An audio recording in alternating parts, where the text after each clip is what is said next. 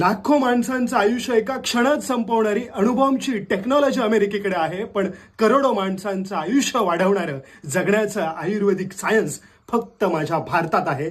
थंडीच्या दिवसात आमची आजी अशी गरमागरम नाचणीच्या भाकरीला हे भिरंड्याल म्हणजे कोकम बटर लावून खायची. तिच्या चिरतरुण असण्यामागचं सायन्स आज आपण समजून घेऊयात. उन्हाळ्यात कोकम फोडून त्याची आम सोलं करताना बिया मात्र राख लावून उन्हात सुकवून ठेवल्या होत्या.